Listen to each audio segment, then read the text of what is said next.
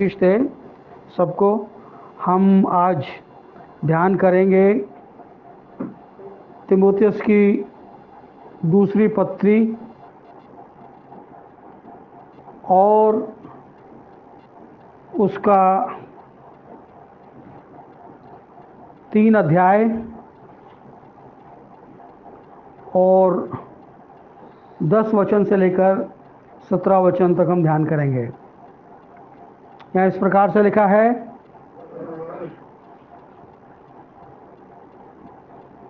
परंतु तूने उपदेश, चाल चलन, मनसा, विश्वास, सहनशीलता, प्रेम और धीरज और सताए जाने और दुख उठाने में मेरा साथ दिया, और ऐसे दुखों में भी जो अंताकिया और इकुनियुम और लुस्त्रा में मुझ पर पड़े थे, और अन्य दुखों में भी जो मैंने उठाए हैं, परंतु प्रभु ने मुझे उन सब से छुड़ा लिया। पर जितने मसीह यीशु में भक्ति के साथ जीवन बिताना चाहते हैं वे सब सताए जाएंगे, परंतु दुष्ट बहकाने वाले धोखा देते हुए और धोखा खाते हुए बिगड़ते चले जाएंगे। पर तू उन बातों से जो तूने सीखी हैं और विश्वास किया है, यह जानकर दृढ़ बना रहे कि तूने उन्हें किन लोगों से सीखा है, और बचपन से पवित्र शास्त्र तेरा जाना हुआ है, जो तुझे मसीह पर विश्वास करने से उद्धार प्राप्त करने के लिए और बुद्धिमान बना सकता है। संपूर्ण पवित्र शास्त्र परमेश्वर की प्रेरणा से रचा गया है और उपदेश और समझाने और सुधारने और धार्मिकता की शिक्षा के लिए लाभदायक है, ताकि परमेश्वर का जन सिद्ध बने और हर एक भले काम के लिए तत्पर उतर जाए। यहोवा परमेश्वर की आशीष उसके पवित्र वचन के पढ़े और सुने जाने पर हो। आमीन। पौलुस जो परमेश्वर की दया से प्रभु यीशु मसीह का प्रेरित है,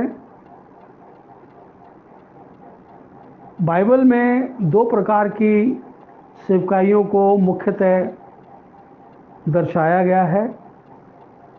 ओल्ड टेस्टामेंट में भविष्य वक्ता हुआ करते थे और न्यू टेस्टामेंट के अंदर प्रेरित नियुक्त किए परमेश्वर ने। पुराने नियम के अंदर जो भविष्य वक्ता हुआ करते थे उनका एक स्पेसिफिक रोल होता था। ये बात बहुत सारे लोगों के समझ में नहीं भी आएगी, तो आप बाद में फ़ोन करके मालूम कर सकते हैं।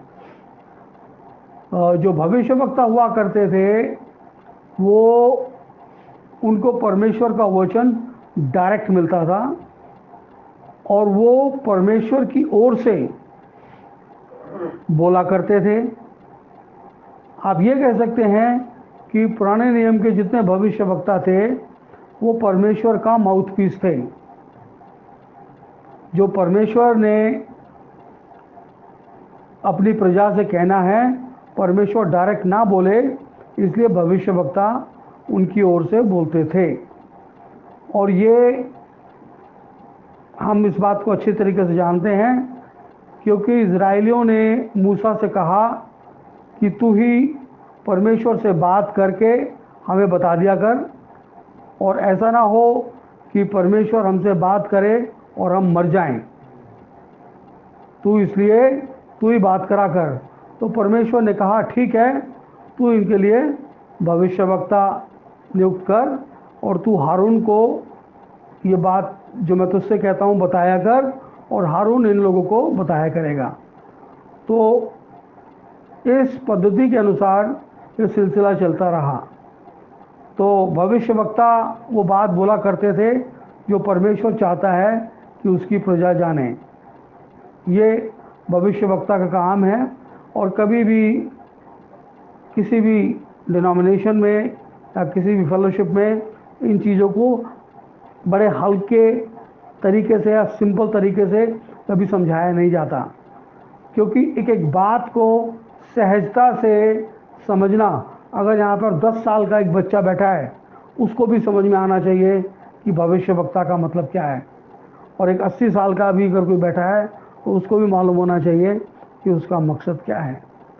प्रेरित, जो ओल्ड टेस्टामेंट में भविष्यवक्ता काम करते थे, न्यू टेस्टामेंट में वो काम प्रेरितों को दे दिया गया। अब प्रेरितों के साथ 4 प्रकार की सेवकाई और जोड़ दी गई, जिसमें पहले प्रेरित, दूसरे नंबर पर भविष्यवक्ता, तीसरे नंबर पर सुसमाचार सुनाने वाले जिन्हें इवेंजलिस्ट बोलते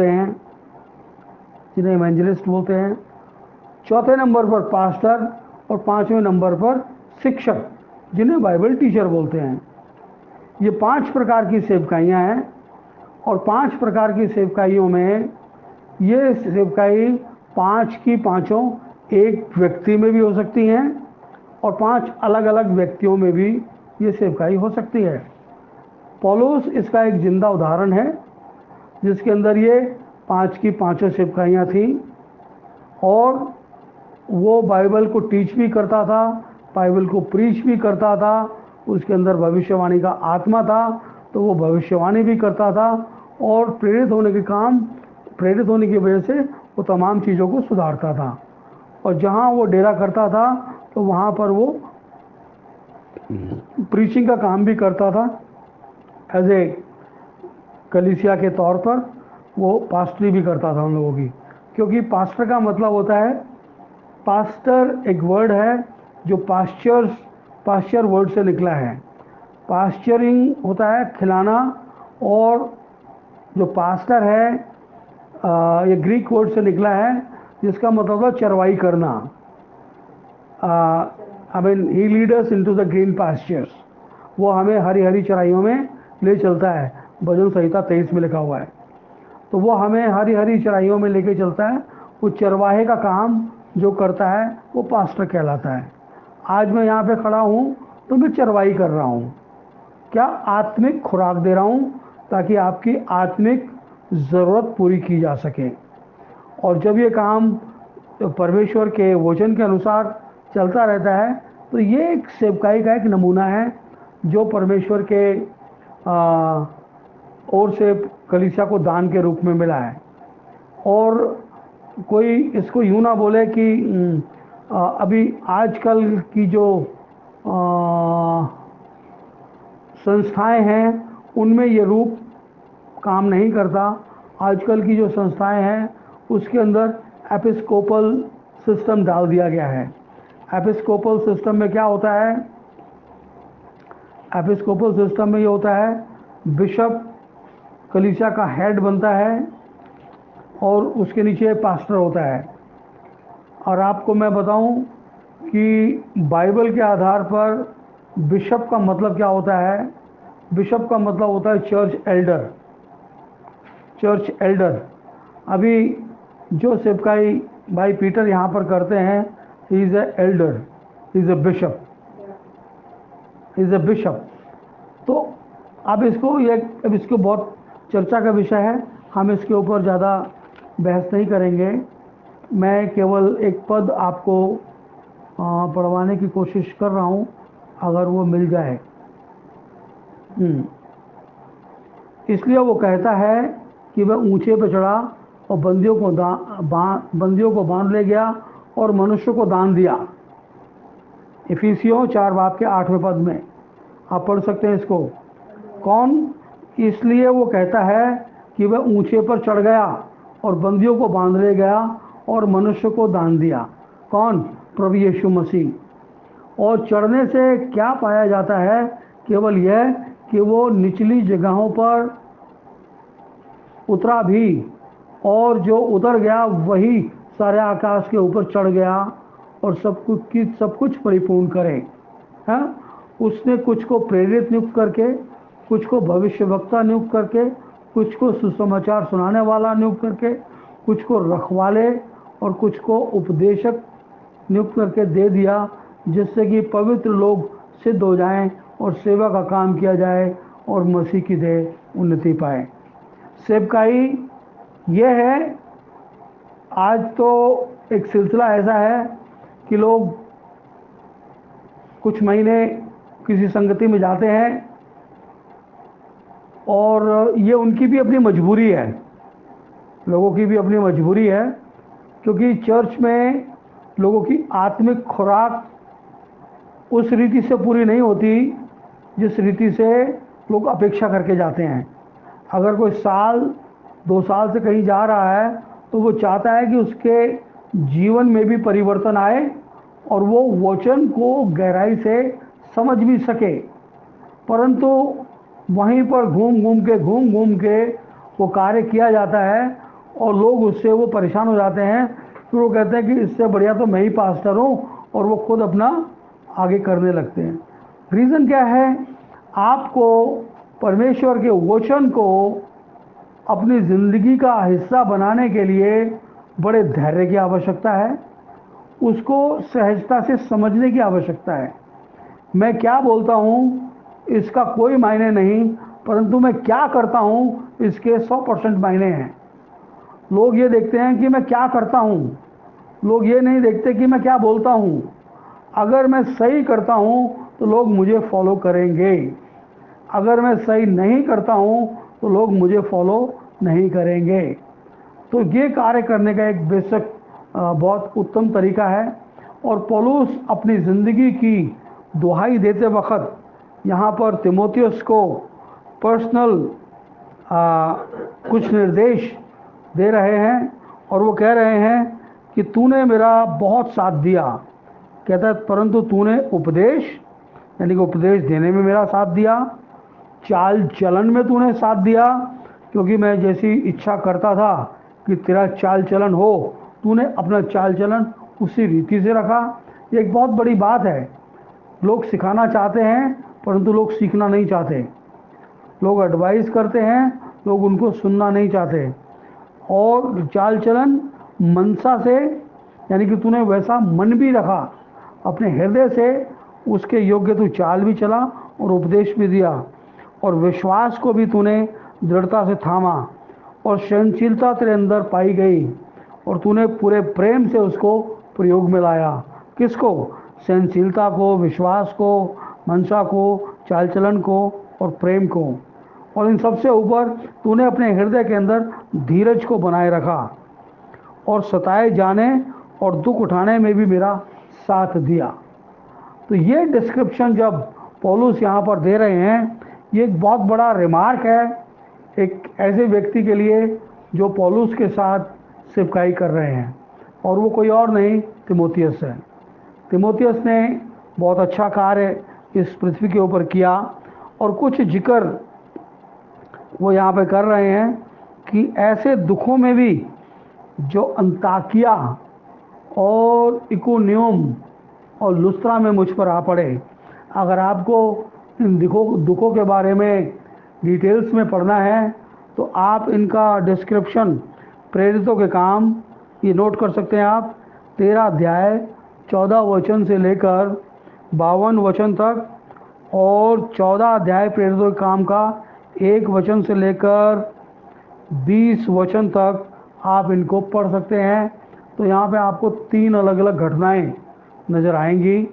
उन घटनाओं का जिक्र पौलुस ने अपनी ज़िंदगी से किया कि जब वो समस्याएं, वो दुख, वो तकलीफ़, वो टेरर उनके सामने था, उनकी आंखों के मंजर के सामने था। एक ऐसा माहौल जैसा आज मणिपुर में बना हुआ है, ऐसे माहौल से ऐसे माहौल के अंदर तीमुथियुस ने पौलुस का साथ दिया।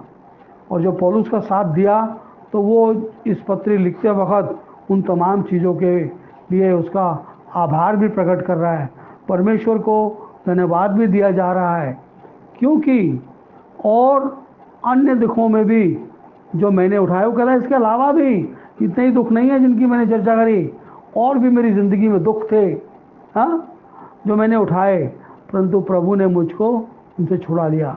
अब वो इसकी सराहना करते हुए परमेश्वर को भी धन्यवाद करता है कि परमेश्वर ने मुझे उनसे छुड़ा लिया।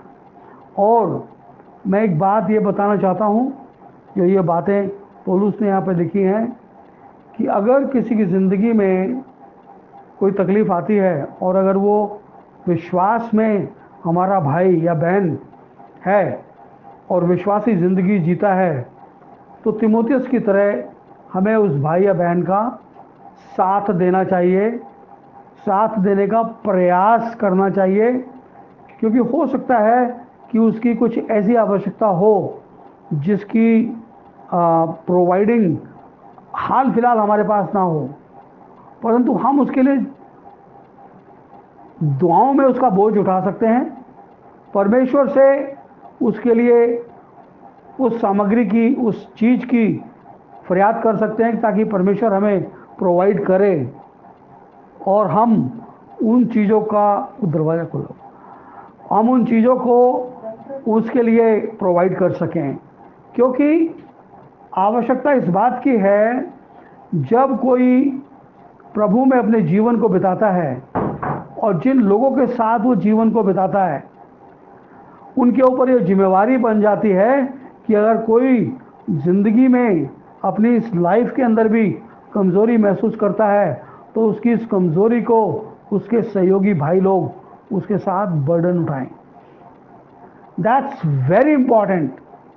और जब तक ये हमारी ज़िंदगी का हिस्सा नहीं है, तो मैं अगर बहुत धनवान हूँ, बहुत पैसे वाला हूँ और बहुत ज्ञानवान हूँ, वो कुछ भी नहीं है, वो शून्य है। अगर कोई धनवान व्यक्ति है और वो अपने बाल बच्चों का, अपने भाइयों का,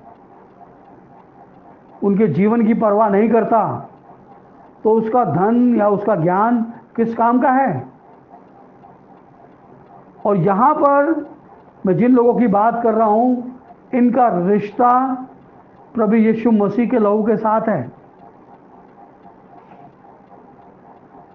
क्योंकि इब्रानियों की पत्री में लिखा है, जो शुद्ध किए जाते हैं और शुद्ध करने वाला वो एक ही मूल के हैं। और वो मूल कौन है? वो हमारा यहोवा परमेश्वर है। हम उसकी संतान हैं। जब हम उसकी संतान हैं तो आपस में हम भाई बहन ठहरे, और जब हम भाई बहन ठहरे तो हमें एक दूसरे की सुधि लेने की जरूरत है कि नहीं है? 100% है। हम 100% है। अगर हम इकल खोरे हैं तो हम परमेश्वर की संतान नहीं हैं। ये इस बात को कोई जान ले।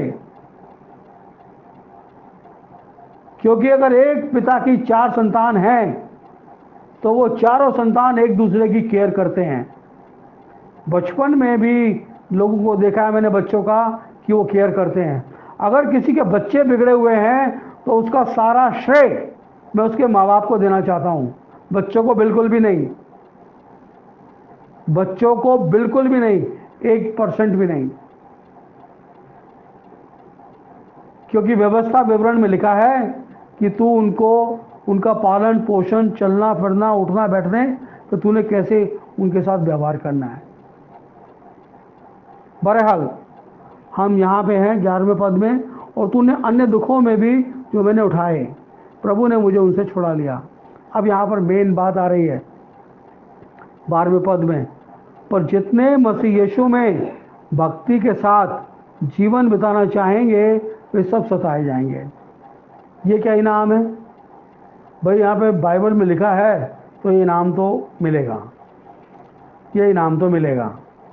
ठीक है जी, लिखा है पर जितने मसीह यीशु में भक्ति के साथ जीवन बिताना चाहते हैं वे सब सताए जाएंगे।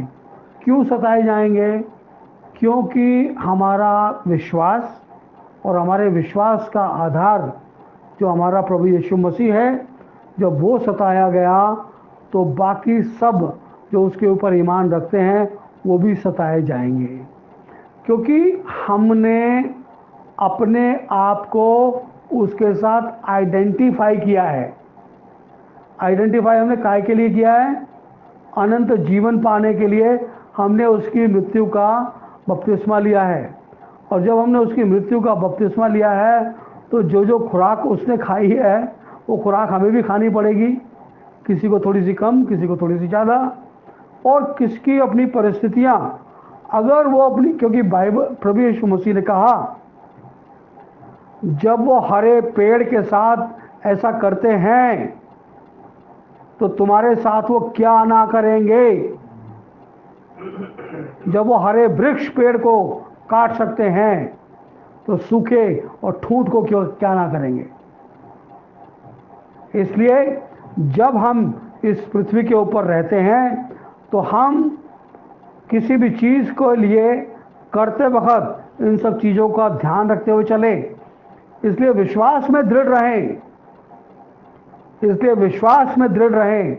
और जब आप विश्वास में दृढ़ रहते हैं तो आपका विश्वास अटूट रहता है, और आपका विश्वास अटूट रहता है तो परमेश्वर आपको बचा लेता है। पौलुस ने कहा कि मेरे ऊपर और भी दुख पड़े और परमेश्वर ने, प्रभु ने मुझे बचा लिया। डैनियल जब शेर की मांद में डाला गया तो डैनियल को तो ये मालूम था कि परमेश्वर मुझे बचाएगा, मगर बाकी सब लोगों को ये पता था कि आज तो डैनियल खा लिया जाएगा, आज तो डैनियल खा लिया जाएगा। खासतौर पे वो 3 चुगलखोर जिन्होंने राजा से चुगली करी थी, हैं, वो बड़े खुश थे कि भाई डैनियल का तो आज चैप्टर बंद है। उसे क्या मालूम था कि डैनियल का परमेश्वर इतना सामर्थ्य है कि वो शेर को भी कह देगा शांत, ये मेरा जन है, ये मेरा भविष्यवक्ता है और इसको टच नहीं करना है, इसको टच नहीं करना है, ये मेरा पुत्र है, ये मेरा पुत्र है। जब आप उस विश्वास से में बने रहेंगे, कोई भी परिस्थिति हो आप तर जाएंगे, आप तर जाएंगे। क्योंकि दुख संकट सकेती तो आएगी, परंतु हम अपने उस संकट में अपने परमेश्वर को अपने साथ कैसे देखते हैं। हम अपने संकट में अपने परमेश्वर को अपने साथ कैसे देखते हैं। मुझे एक बात अच्छी लगती है कि भाई पीटर हमेशा कहते हैं गवाही देने के लिए, ये बात बहुत उम्दा है और आज मैं इसके ऊपर एक बात बोलना चाहता हूँ। गवाही होठों की नहीं होनी चाहिए, गवाही होठों की नहीं होनी चाहिए, गवाही आत्मा की होनी चाहिए। और गवाही ये भी हो सकती है कि आज तक मैं जिंदा हूं, परमेश्वर के भवन में मौजूद हूं, मैं बहुत आनंदित हूं, इसलिए मैं परमेश्वर का धन्यवाद करता हूं। गवाही ये भी हो सकती है कि मेरे ऊपर बहुत संकट है, लोगों ने मुझे घेर रखा है, मेरी जिंदगी दूभर में है, मगर प्रभु यीशु मसीह मेरे साथ है। गवाही कुछ भी हो सकती है, मगर वो गवाही निकलनी चाहिए आत्मा से। जब वो गवाही निकलती है तब वो गवाही को परमेश्वर सुनता है। अरे मेरा जन, मेरा बेटा, मेरी बेटी क्या बोल रही है, इसने ईमान से बोला है, इसने आत्मा से बोला है, मैं इसको छुड़ाऊंगा। मैं आपको एक वाकया याद दिलाना चाहता हूं। सामने गोलियत था और यहां दाऊद अपने राजा को बता रहा है। वो राजा देख रहा है, यार दाऊद तो इतनी उम्र का है, इतनी हाइट होगी, है ना, और इतनी लगा लो, और वो गोलियत तो ये छत से लगने जा रहा है, 7-7.5 फुट का है। वो गोलियत के पेट तक भी नहीं आ रहा, वो कमर तक ही आ रहा है, पेट तक भी आ जाए मान लो, तो ये कैसे लड़ेगा। राजा ये सोच रहा है ये यहां तक आएगा और वो इतना बड़ा है, ये कैसे लड़ेगा उससे। आपको पता है कश्मकश चली थी। वो कहते तू ऐसा कर ले, वो कहता देख तू डर मत राजा, जब शेर के बच्चों को भेड़ के बच्चों को पकड़ने के लिए रीछ आते थे, मैंने उनको मारा है और खुदा ने मेरी मदद करी है, खुदा ने मेरी मदद करी है। और खुदा इस खतना रहित को मारने के लिए भी मेरी मदद करेगा, इस खतना रहित को मारने में भी मेरी मदद करेगा। और जब ये गवाही दे रहा है ना, उसका विश्वास और बढ़ रहा है। उसको वो याद आ रहा है कि कैसे उसने भेड़ के बच्चे को रीछ से बचाया, उसने अपने बच्चों को कैसे शिकारियों से बचाया है, और उसने युद्ध लड़े अपने भेड़ के बच्चों के लिए, अपनी जान को जोखिम में डाल दिया। जो भेड़ के बच्चे के लिए अपनी जान को जोखिम में डाल के लड़ सकता है, वो परमेश्वर के विरोधी के लिए अपनी जान को क्यों संभाल के रखेगा। उसे पता है कि मैंने जब जान जोखिम में डाली थी भेड़ के बच्चे के लिए, तो परमेश्वर ने मेरी मदद करी। आज ये खतना रहित खतने वालों को ललकारता है, तो वो कहता है कि है खतना रहित, मैं आज तेरा सर तेरी ही तलवार से कलम करूंगा।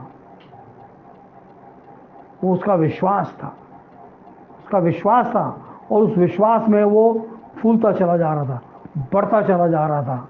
और उस विश्वास से उसको परमेश्वर ने कहा कि तू इस गोफन को जो तू हाथ में लिए है, इसमें पत्थर लगा और निशाना लगा उसकी माथे के ऊपर।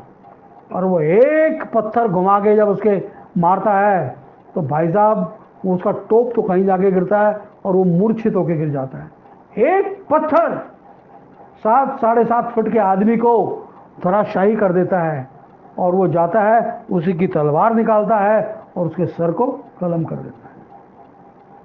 तो इसलिए गवाहियाँ हो तो अपने बच्चों को गवाही देनी सिखाएं, उनको प्रिपेयर्ड करें, खुद भी गवाहियाँ दें, क्योंकि गवाहियाँ यहाँ पर परमेश्वर के लिए बहुत मायने रखती हैं। इसलिए जितने मसीह यीशु में भक्ति के साथ जीवन बिताएंगे वो सताए जाएंगे, परंतु इसके विपरीत दुष्ट और बहकाने वाले धोखा देते हुए और धोखा खाते हुए बिगड़ते चले जाएंगे। जो दुष्ट लोग हैं उनका काम है धोखा देना और धोखा खाना। वो धोखा देंगे भी परमेश्वर के लोगों को और धोखा खाएंगे भी, और वो बिगड़ते चले जाएंगे। पर तू उन बातों को जो तूने सीखी हैं और विश्वास किया है, ये जानकर दृढ़ बना रहे कि तूने इन बातों को किन से सीखा है। क्योंकि पौलुस यहाँ पर एक बात की दुहाई देते हुए कि तूने जो विश्वास किया है, हासिल किया है, तू उसके अंदर बना हुआ है, तू ये देख ले कि तूने विश्वास की जो बातें हासिल की हैं ये किन से की हैं। क्योंकि तेरी माँ और तेरी नानी ने हम प्रेरितों से सीखा, और हम प्रेरितों ने प्रभु यीशु मसीह से सीखा, और हम परमेश्वर के उस पवित्र आत्मा की अगुवाई में चलते हुए इन कार्यों को अंजाम दे रहे हैं। तो तेरा जो सिखाने वाला है वो कोई और नहीं है, तेरा सिखाने वाला परमेश्वर का पवित्र आत्मा है। तूने दुनिया के किसी भी आलिम और फाजिल से नहीं सीखा है, तूने परमेश्वर के आत्मा से सीखा है। और तूने जो परमेश्वर के आत्मा से सीखा है, तो तू अपनी जगह पर दृढ़ बना रहे, और ये जान कि तूने उन बातों को किन से सीखा है। बचपन से पवित्र शास्त्र तेरा जाना हुआ है, जो मसीह यीशु पर विश्वास करने से उद्धार प्राप्त करने के लिए बुद्धिमान बना सकता है। वास्तव में बुद्धिमान व्यक्ति ही उद्धार प्राप्त कर सकते हैं। कौन से बुद्धिमान? वो बुद्धिमान जो अपने आप को हलीम करता है, जो अपने आप को दुनियादारी के सामने हलीम करता है। एक दृष्टांत है मत्ती के शुरुआत की किताबों में कि एक मूर्ख ने घर बनाया रेत के ऊपर और बुद्धिमान ने घर बनाया चट्टान के ऊपर। तो जो बुद्धिमान है वो चट्टान के ऊपर घर बनाएगा, क्योंकि मत्ती 16 अध्याय के अंदर प्रभु यीशु मसीह ने चेलों से कहा कि लोग मुझे क्या कहते हैं, तो चेले बताने लगे क्या क्या कहते हैं। फिर उसने पूछा कि तुम क्या कहते हो मुझे? तो पतरस कहता कि तू जीवते परमेश्वर का पुत्र मसीह है। प्रभु यीशु मसीह ने कहा यह बात तुझ पर तेरे मांस और लहू ने नहीं, जो तू इतना हट्टा कट्टा जवान बना हुआ है, इसने तुझे ये नहीं बताया, परंतु मेरा जो पिता स्वर्ग में है, उसने ये बात तेरे ऊपर जाहिर की है। और तू पतरस है, मैं इस पत्थर पर अपनी कलीसिया बनाऊंगा। जो रेवलेशन परमेश्वर ने, क्योंकि ये रेवलेशन था, ये प्रकाशन था पतरस के लिए कि मसीह कौन है। अगर पतरस ये बात पहले से जानता तो मुर्ग के 3 दफा बांग देने से पहले कभी उसका इनकार नहीं करता। मुर्ग के 3 दफा बांग देने से पहले वो कभी उसका इनकार नहीं करता, परंतु उस वक्त परमेश्वर ने उसके ऊपर जाहिर किया, और जाहिर किया तो वो कहता है कि तू तो जीवते परमेश्वर का पुत्र मसीह है। तो कहता है कि ये सच है, परंतु ये बात तेरे मांस और लहू ने नहीं, परंतु मेरे पिता ने जो स्वर्ग में है तो उस पर जाहिर की है, और मैं इस पर अपनी कलीसिया बनाऊंगा। तो जो कलीसिया है वो परमेश्वर के उस प्रकाशन के ऊपर है, और जो प्रकाशन को पाता है वास्तव में वो बुद्धिमान बन जाता है, क्योंकि परमेश्वर ने उसको बता दिया। संपूर्ण पवित्र शास्त्र परमेश्वर की प्रेरणा से रचा गया, और उपदेश और समझने और सुधारने और धार्मिकता की शिक्षा के लिए लाभदायक है। पवित्र शास्त्र सब लोग बोलते हैं, मानते भी हैं कि परमेश्वर के द्वारा दिया गया है और उसके आत्मा से रचा गया है, और उपदेश देने के लिए उपदेश बिब्लिकल होना चाहिए 100%, और टेस्टेड होना चाहिए वचन के आधार पे, और समझने के लिए और सुधारने के लिए। सुधारने का मतलब ये नहीं कोई बिगड़ैल है यहाँ पर, सुधारने के लिए ये कि विश्वास जिस रीति से लाना चाहिए उस रीति से लोगों का विश्वास परमेश्वर के वचन पर नहीं है, परमेश्वर के वचन पे नहीं है।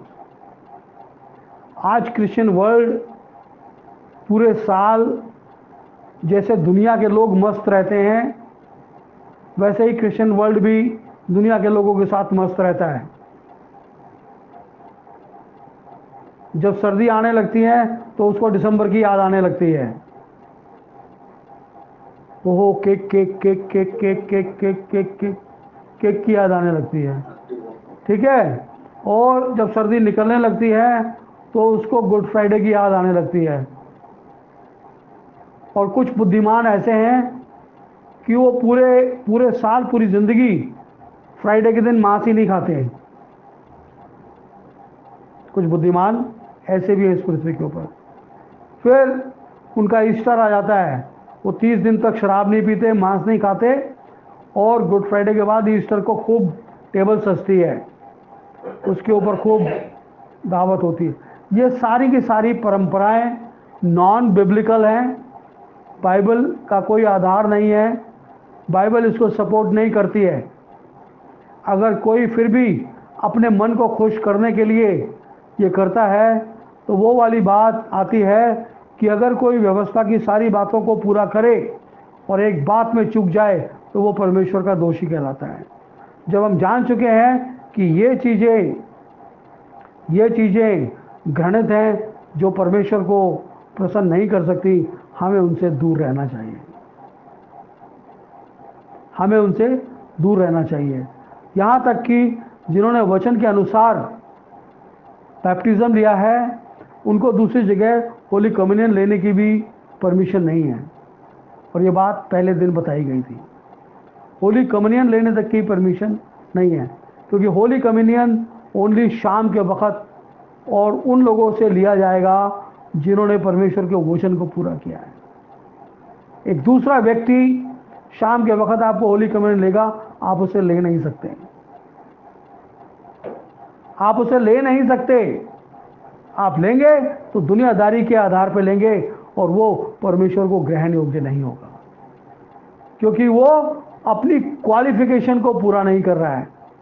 एक व्यक्ति जो बहुत पैसे वाला है, उसके दिल में आया कि मैं ड्राइविंग कॉलेज खोलूँगा, कार सिखाने वाला, और उसने 4-5 कारें मंगवा ली, और कारें तो मंगवा ली, अब सिखाने वाला ड्राइवर एक भी नहीं है। अब ड्राइवर अगर वो गाड़ियाँ चलाएंगे बड़े से मैदान में उल्टी सीधी तो कभी ना कभी तो टकराएगी, वो तो चलेगी भी नहीं शायद। तो काम करने के लिए आपके पास पहली क्वालिफिकेशन होनी चाहिए, रिपेंटेंस। क्या हमने हृदय से रिपेंट किया है? कुछ लोग बोलते हैं कि मैं 99% सही हूं और 1% गलत हूं। मैं कहता हूं वो 1% सही हो सकते हैं, 99% गलत हैं। जब तक हमारे गुनाह हमसे धोए नहीं जाएंगे, हम 100% गलत होते हैं। अगर ऐब 1% भी है, आप 10 किलो या 12 किलो की बाल्टी में दूध भर के रखिए और 1 चम्मच खट्टा डाल दीजिए, 2-3 घंटे में बता देगा कितनी स्वादिष्ट दही बन रही है उसके अंदर। अगर हमारे अंदर इतना सा भी ऐब है, इतना सा भी खमीर अगर हमारे अंदर है, वो पूरे आटे को खमीर बना देता है। इसलिए वो कहता है कि तू इन बातों का ध्यान कर कि तूने ये बातें किससे सीखी हैं। और पवित्र शास्त्र परमेश्वर की प्रेरणा से रचा गया है, उपदेश और समझाने और सुधारने और धार्मिकता की शिक्षा देने के लिए लाभदायक है। धार्मिकता की शिक्षा क्या? धार्मिकता की शिक्षा क्या? मैं एक पद पढ़ूं आपके लिए और अपने लिए।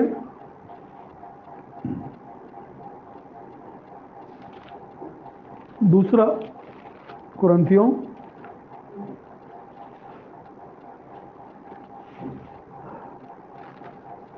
दूसरा कुरिन्थियों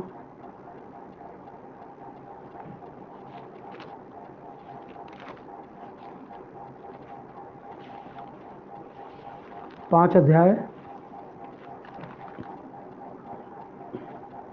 जो पाप से अज्ञात था उसी को उसने हमारे लिए पाप ठहराया कि हम उसमें होकर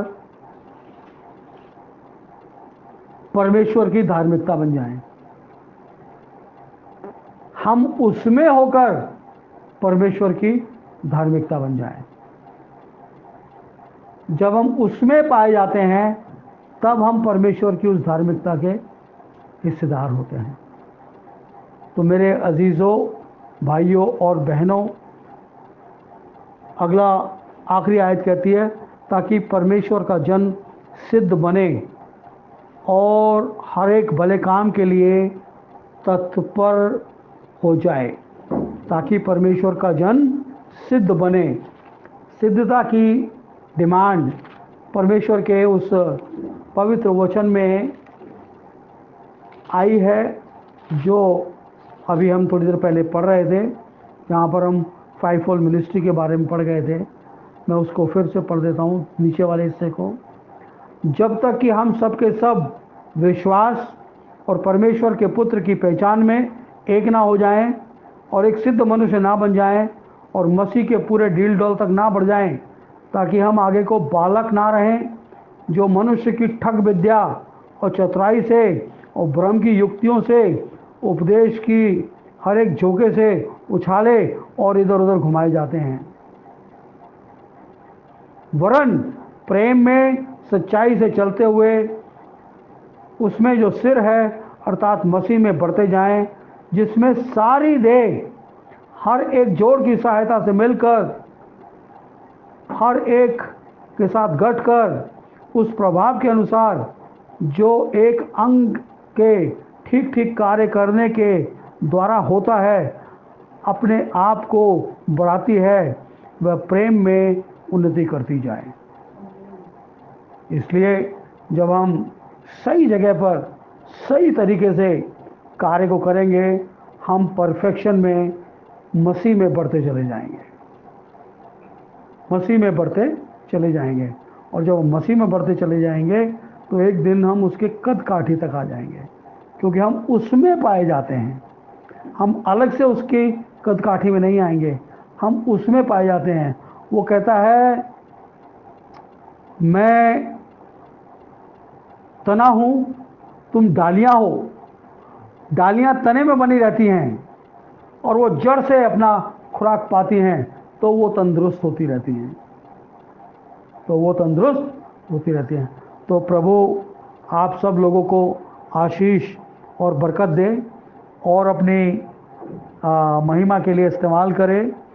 हम प्रभु को धन्यवाद करते हैं आज के दिन के लिए। God bless everybody.